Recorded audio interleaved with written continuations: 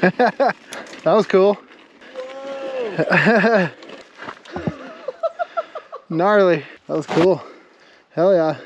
It's the first one I've seen up here. It's the second one I've seen in my life. Oh really? But that one was fairly close. Dude, so close to me. Yeah. I saw it and I was like, oh cool. And then I was like, whoa, wait a minute. Yeah. What's up guys? This is Chad with Living the Van Life. And right now I am out here in Snowmass, Colorado. And today we are going to do some downhill mountain biking out here on the Snowmass Mountain Bike Park. And then after that, we're gonna get ourselves into some Colorado van life adventures as we go out and explore to see what Colorado has to offer for some van life. Well, this is just a super cool little spot.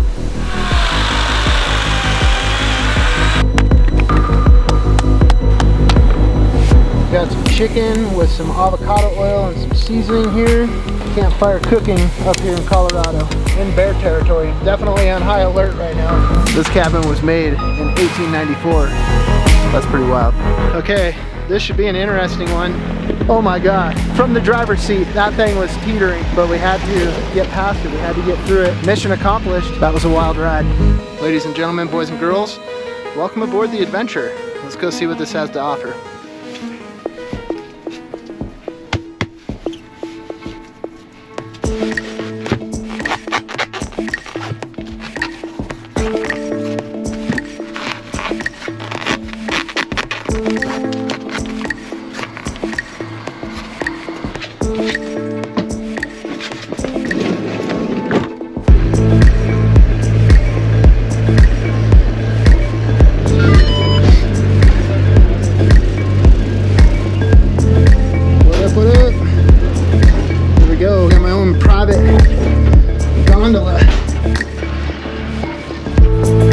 So just like that, we're up and away. The mountain bike is actually on the gondola that is ahead of me. So the bike's ride on one chairlift and I ride on the next. By the time I get to the top, the bike is sitting there waiting for me. Thanks, man.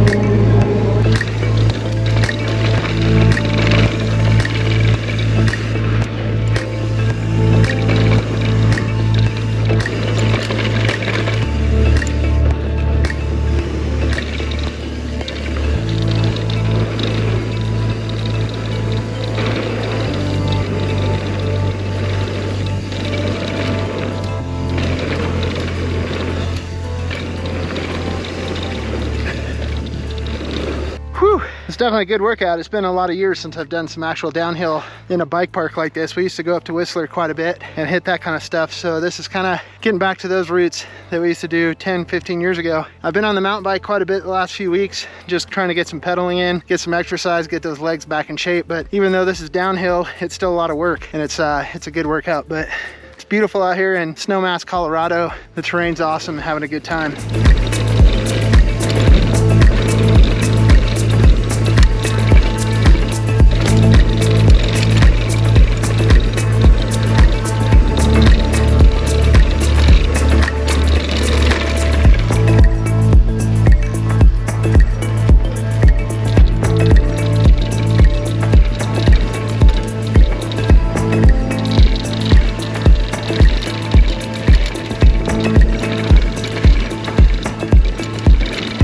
Oh my God, this is so much fun. It's been way too long since I've done this. The quads are burning because you're in a constant squatting position, holding yourself up through those high-speed berms. But damn, it feels good.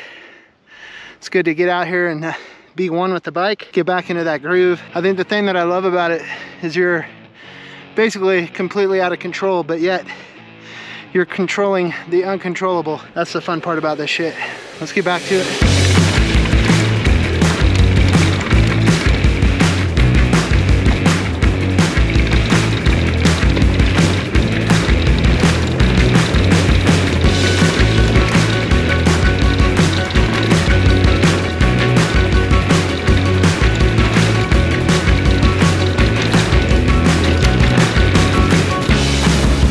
Yeah, guys, loving this top of the mountain for sure. Starting to get used to the bike, starting to get warmed up.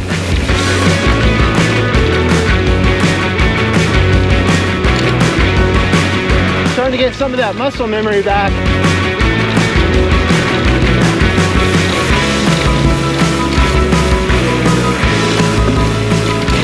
Oh, damn.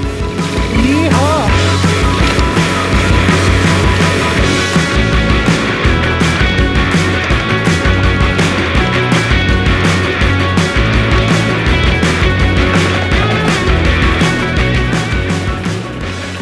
That was cool. What's your name? I'm Chad. Ryan. Good to meet you, bro. Good to meet you as well. Where are you from? From Melbourne, Australia. Oh, really? Badass, man.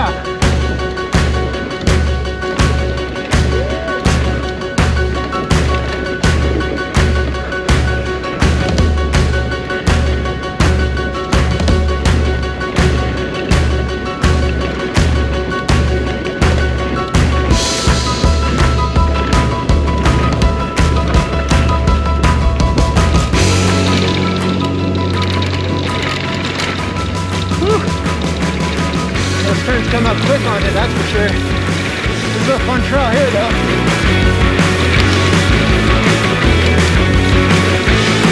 Yeah.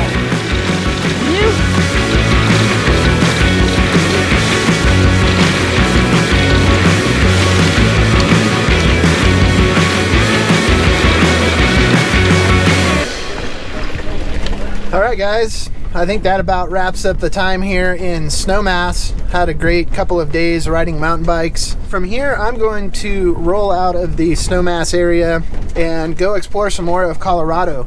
So I think I'm gonna go east out of Aspen, take the highway that heads up to Independent Pass. We're gonna get this show on the road and we're gonna spend a little bit of highway time.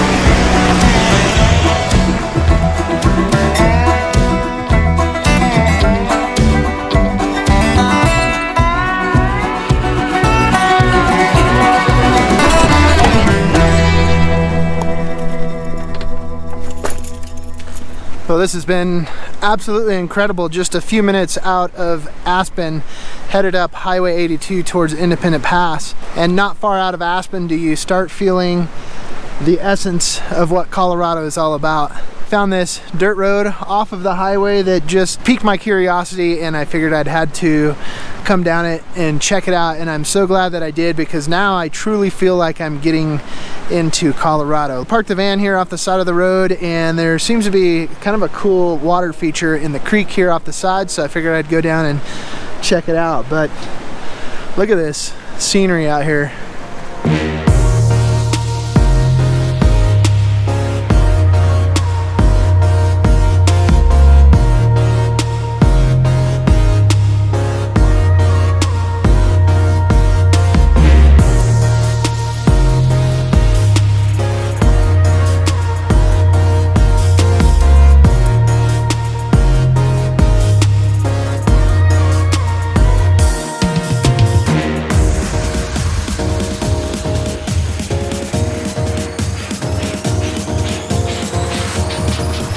Well, this is just a super cool little spot. The creek has formed itself quite the gorge system down in through these rocks. Some of these pools appear to be upwards of 10 foot deep in these waterfalls. On the surface, you wouldn't necessarily think there was anything going on here, but the creek has just dug its way through all these channels and eroded down through the rocks and made itself some cool waterfalls and some pretty unique water features.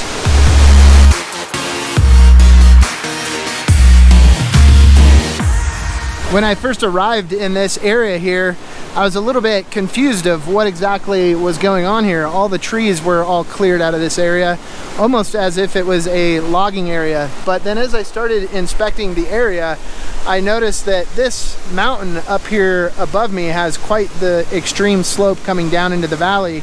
And up here in the high altitudes of Colorado, they receive an enormous amount of snow. So I'm thinking this is an avalanche area, so all the snow slides down into this area and just completely obliterates the forest as those avalanches push that type of material down the hill. And so there's a lot of debris pushed up in and around this water feature.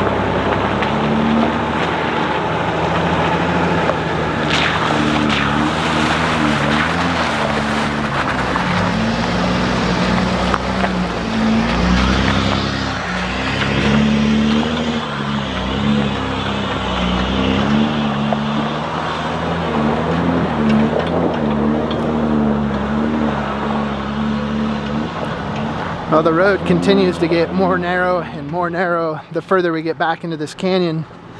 I started off on this trail just as an experiment, really just to see where it was gonna go, but the further I kept going, the cooler the trail got.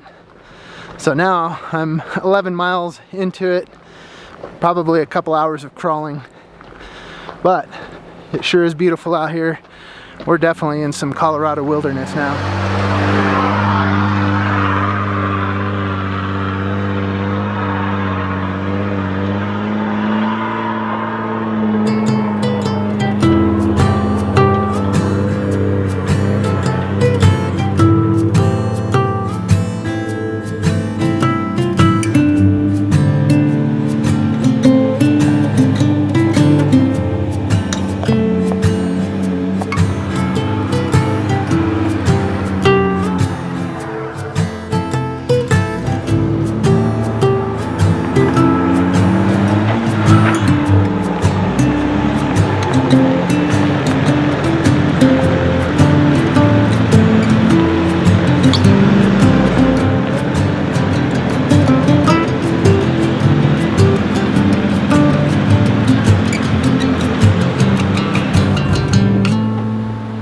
Well, I reckon this is going to be home for the night.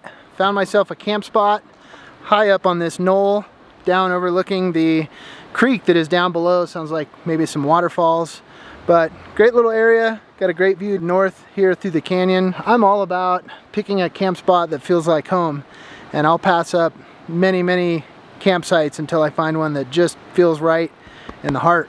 This one feels pretty good. I think this will be a cool spot to spend the evening, and we'll see what the evening has to offer. But first things first, I want to get to cutting up some firewood so I can have a fire here and get to cooking some food.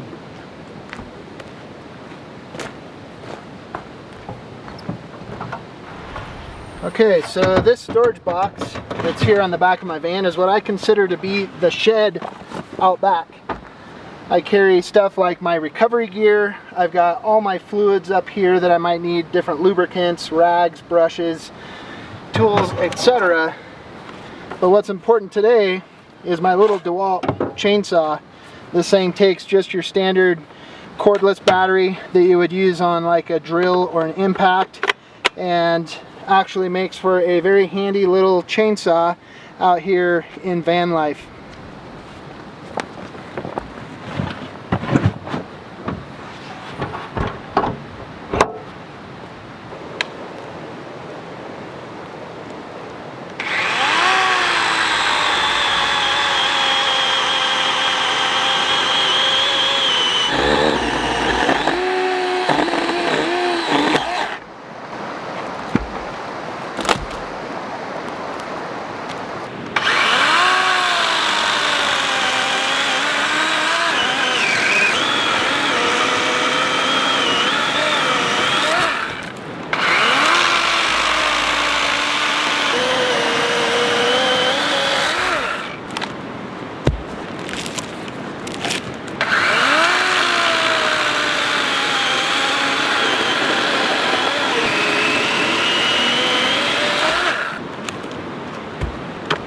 Now the thing that I'm loving about this little chainsaw is the fact that it's quiet, it doesn't pollute out here, it's small and compact, so that's simple to carry in the van. Also, I don't have to carry extra gasoline or premix to be able to run a two-stroke saw like you normally would. Basically, the only extra thing that I need to carry with me is some bar oil, which is just in a small container, so it's easy to store, and this thing fits beautifully in the little shed box that I've got at the back of my van.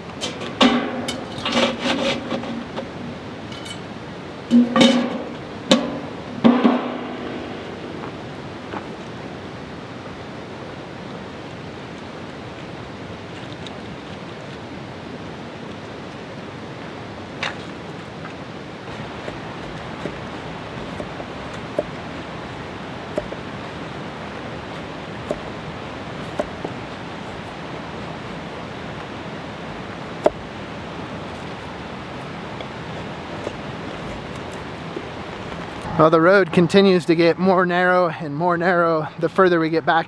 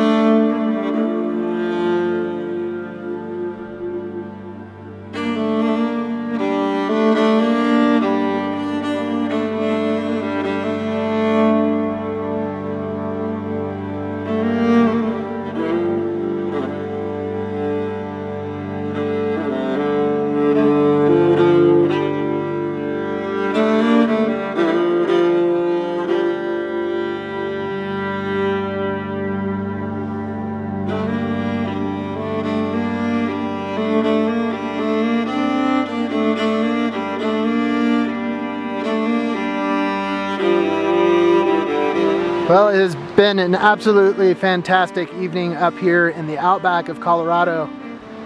The light that fell through the valley as the sun set over the top of the mountains was pretty fantastic.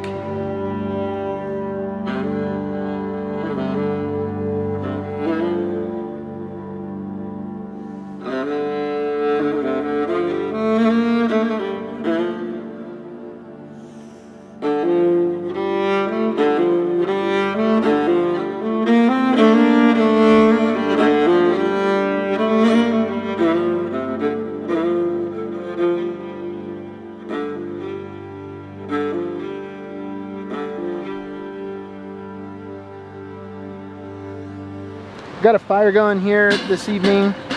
It's nice to have the fire. It helps keep you company when you're alone out here in the wilderness all by yourself.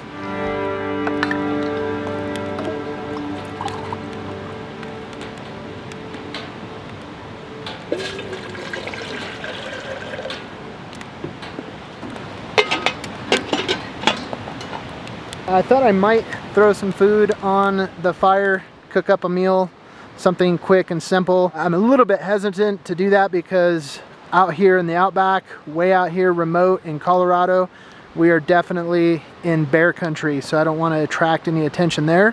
But I think I might be able to do something quick and simple and not have it be an issue. The good thing is I'm not sleeping in a tent tonight. I do have the protection of the van, so nonetheless, it is a gorgeous evening out here enjoying some van life out here in Colorado. So tonight, I'm going to make up a little bit of quinoa here. And I've got a chicken breast I'm going to throw on the grill right here next to it. So I'm doing about 2 parts water to 1 part quinoa.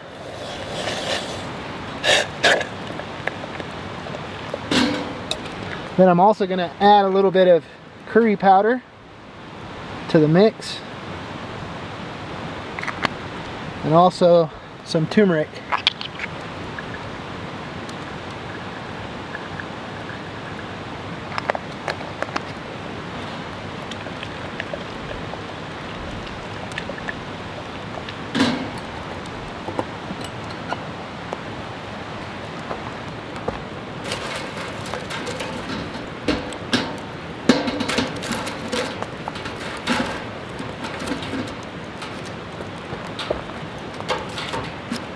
Okay, and I've got some chicken with some avocado oil and some seasoning here.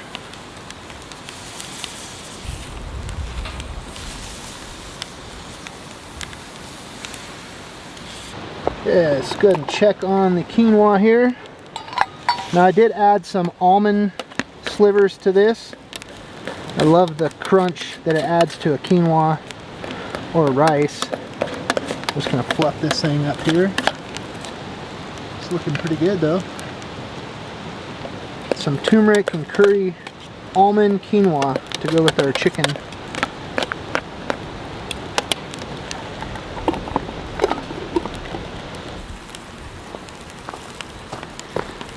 Chicken is looking good. It's actually cooking decently right here on the edge of the solo stove. The hard part about the solo stove is that it puts out so much heat right at the top. It's hard to cook directly over the top of it. That's why a lot of times you guys see me using the Dutch oven, because then I can control the heat by raising the Dutch oven up and down on the tripod for more or less heat. Before it gets too overdone, I'm going to go ahead and slice into it. Oh yeah. Looks wonderful. Okay, dinner is served.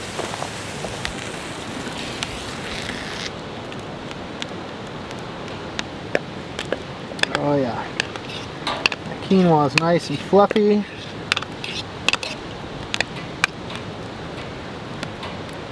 Bon appetit. Campfire cooking up here in Colorado.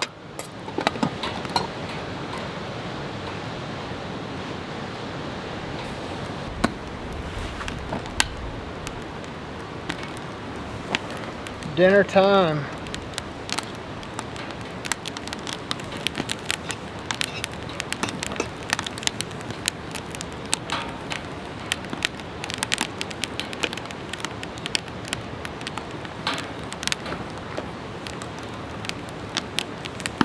it's definitely been a while since I've been able to get out and do a camping cook like this. It certainly feels good to be back in the saddle again.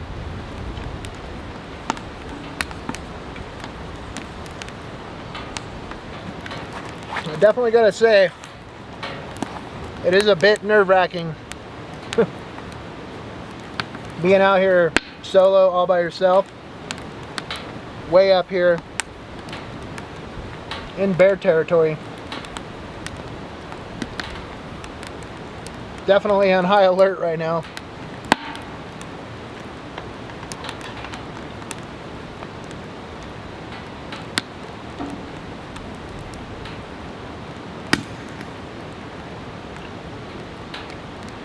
I know it's risky cooking food out here. I think the main thing is at night, just to make sure and store any remnants of food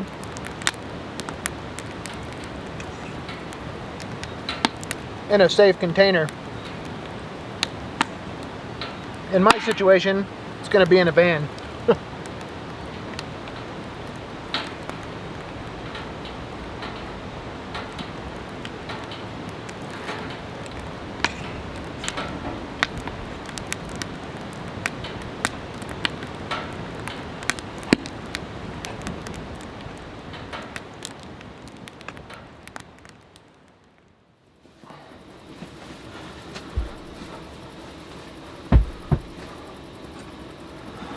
Good morning, guys.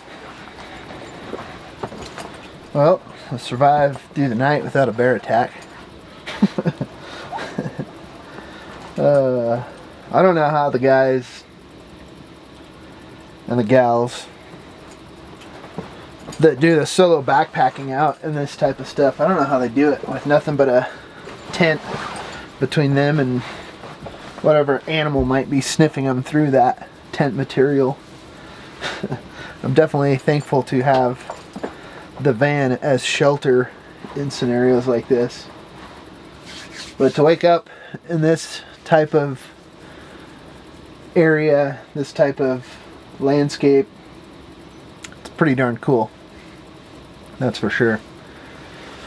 Okay, I'm gonna finish getting dressed here, see if we can't pack up, and I want to make it towards the top as the sun rises. Probably got couple more miles to go to get to the end of the canyon here where the end of the road is, so gonna hop to it here this morning and go see what we can find.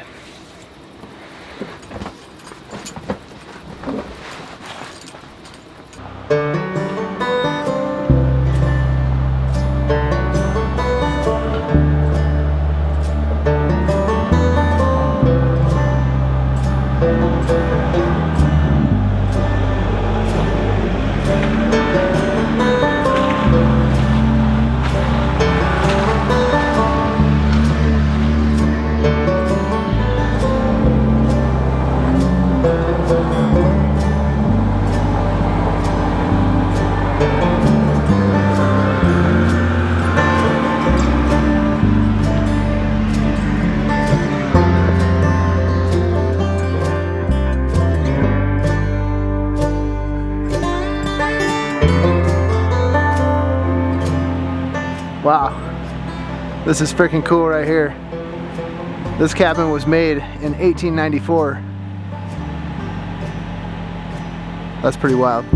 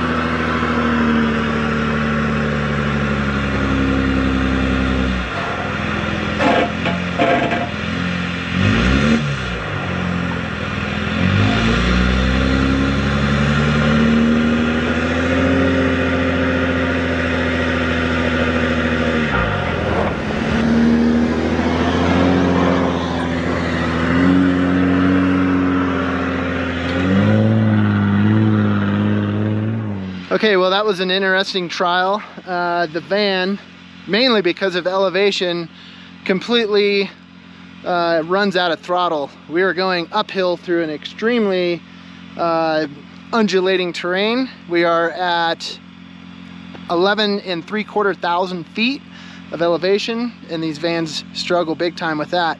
But with a little bit of try this and try that, we actually were able to get it to work. So that's cool. We got through that obstacle, and this is quite the obstacle here.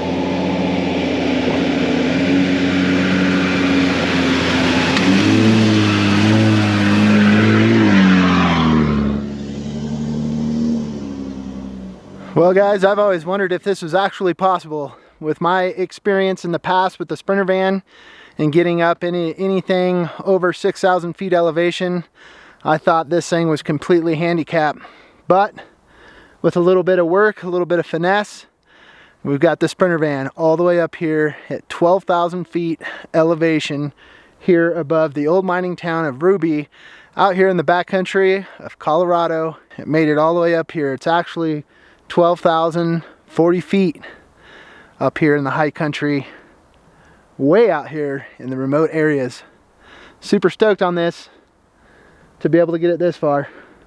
I'm gonna hang out up here at the top a little bit and scope around, see what's up.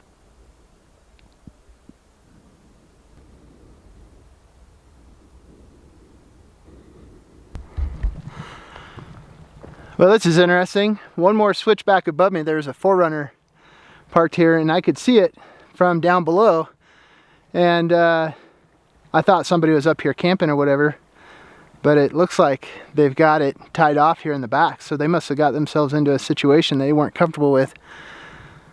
Man, they must have had to hike back out of here, because it doesn't appear to be anybody here. That's a long walk back out of here, but that's also a crazy spot for one of the most capable off-road vehicles to be stuck at. Just one switchback above the Sprinter van. So I feel pretty proud that the Sprinter van made it this far. I'm going to continue walking up here, see what kind of situation they're in.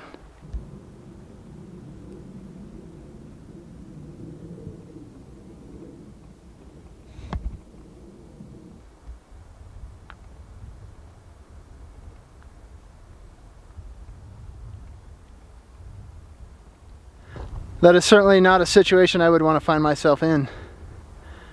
I feel bad for whoever was in this particular scenario right here, because that's definitely some pucker power. And when you've got a beautiful rig like this 4Runner here stuck on the side of the mountain, that's not an easy feeling. I mean, I can relate to it. Just trying to get the Sprinter van up here, it had its own issues with trying to get power and get boost and get up on the power band so we could actually make it up here. And a few times it was definitely a little bit hairy, but not as hairy as this situation right here. Whew. Yeah, this is not cool. This looks like a job for Matt's off-road recovery. That's for sure. I wonder what they're gonna do about this. I wonder how long it's been up here. Man, that's crazy. My heart goes out to those guys. Just even standing here looking at it makes my nerves like go through the roof. You know, like when you're standing on the edge of a cliff and you're looking over and it's like, whew. That's what it's like. Just sitting here imagining what it'd be like being in the driver's seat in that position right there. But literally, this is the top of the switchbacks right here. There's the 4Runner, and then the Sprinter van. It's one step right below there. So, top of the world out here in Colorado.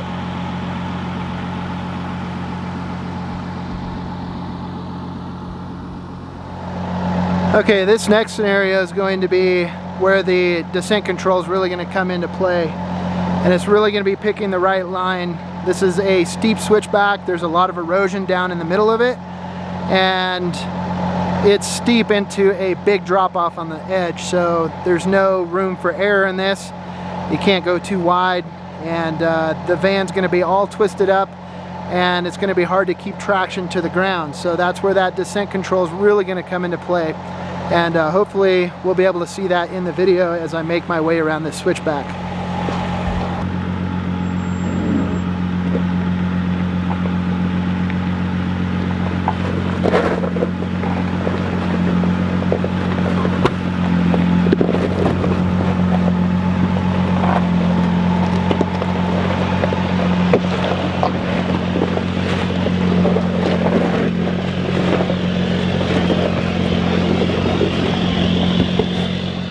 I've used that descent control so many times, and it comes in so handy, and it just really helps you down steep descents, especially when it's rugged and undulating like that.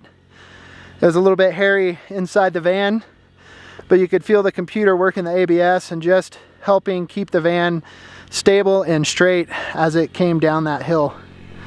All right, a couple more obstacles to get ourselves out of here, and then we're free and clear and headed back down the valley to get out of here.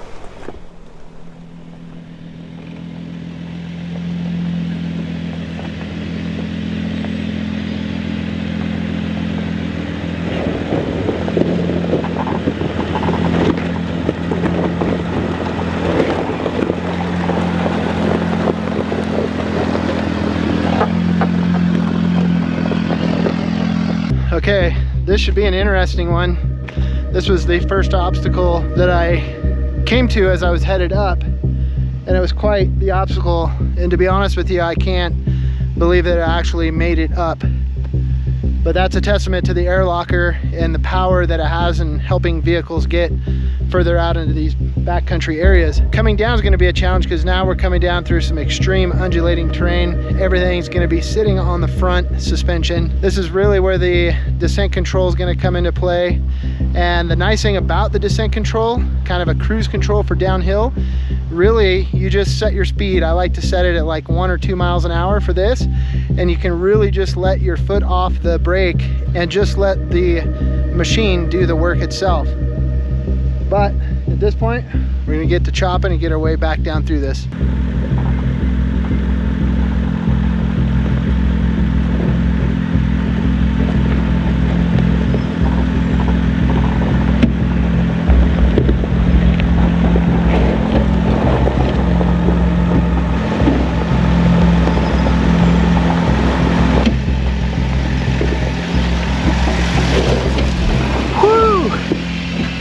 I don't know if that came through on camera, but from the driver's seat, that thing was teetering. That was some pucker power. When you're that high up in a van, that's definitely an uneasy feeling, but it came through. It made it out of there. And for those of you that are always asking, hey, aren't you worried about that thing tipping over? Let that be a testament. These things have some fairly decent limits for when it comes to wanting to actually tip over.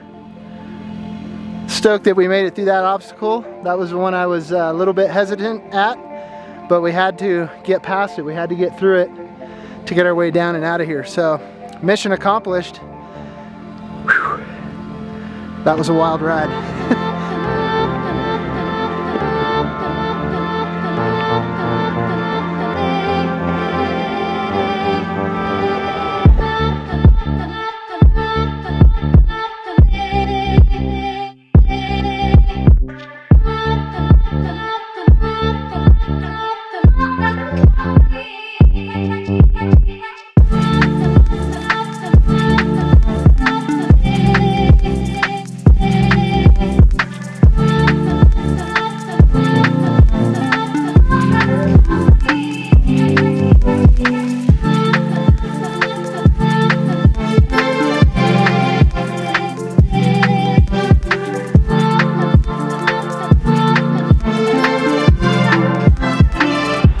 Well guys, I'd say this wraps up this here van life adventure. Got the van successfully down out of the canyon, back here to the highway.